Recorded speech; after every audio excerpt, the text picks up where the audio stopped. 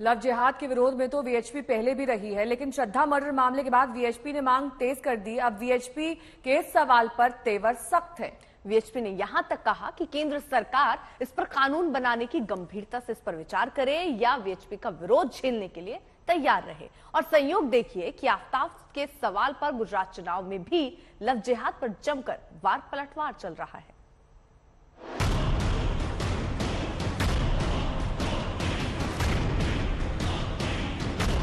एक psycho killer एक लड़की का बेरहमी से कत्ल कर देता है।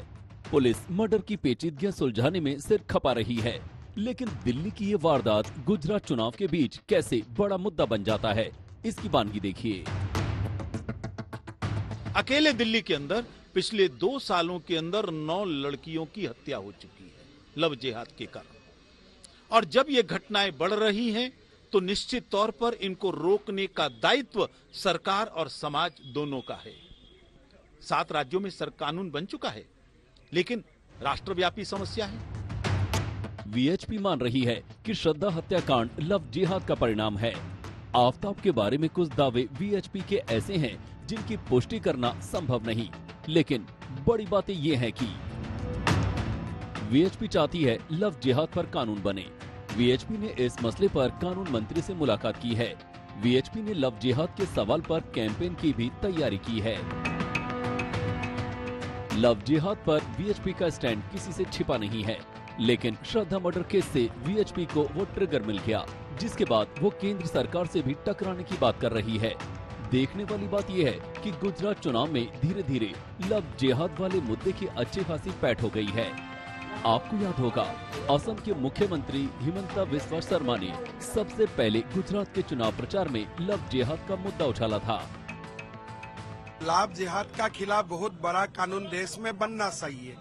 तो ये आफ्ताब श्रद्धा का जो कांड हुआ, इस कांड से ये दोबारा प्रूव हुआ है कि देश को लव जिहाद का खिलाफ बहुत कड़ा कानून का जरूरत है। पर आपको क्यों लगता है ये तो एक क्राइम का केस है, ये कम्युनल केस कैसे हो गया? आपका डिस्ट्रिक्ट में क्राइम है, मेरा डिस्ट्रिक्ट में लव जिहाद है। आपका और मेरा बीच में नजरिया का डिफरेंस है। इसके बाद लव जिहाद का मसला सुलगता रहा, सियासत होती रही, सवाल उठते रहे। लाखों करोड़ों श्रद्धा की शहादत हो चुकी है। ये एक षड्यंत्र है। भारत में गैर मुस्लिम लड़कियों को, हिंदू की लड़कियों को अपने फांस में जब लाना, चाहे प्यार मोहब्बत, चाहे वेशभूषा बदल करके, और फिर अगर धर्म नहीं स्वीकारा तो उसकी यही हालत होती है। जुल्म हुआ है उस महिला पर, बराबर सब साथ हैं उसके, मगर इसको अगर आप मजहब का रंग देंगे, कलर देंगे, तो फिर ये तो आपके दिमाग की बीमारी है। लव जिहाद पर गिरिराज हमेशा मुखर रहे हैं, लेकिन इन दिनों जनसंख्या नियंत्रण के मोर्चे पर भी वो बेहद एक्टिव हैं। जनसंख्या नियंत्रण पर 4 दिन पहले दिल्ली के जंतर मंतर पर बड़ा कार्यक्रम हो चुका है। भारत को चौतरफा विकास के लिए जनसंख्या नियंत्रण कानून लाना जरूरी है। इसलिए देश में एक ऐसा कानून लाना चाहिए। इसे राजनीति के चश्मे से नहीं देखना चाहिए, इसे धर्म के चश्मे से नहीं देखना चाहिए, इसे देश के चश्मे से देखेंगे तो आपको लगेगा कि एक ऐसा कानून हो जो हिंदू, मुस्लिम, सिख, ईसाई, जैन, बौद्ध सभी पर समान रूप से लगे।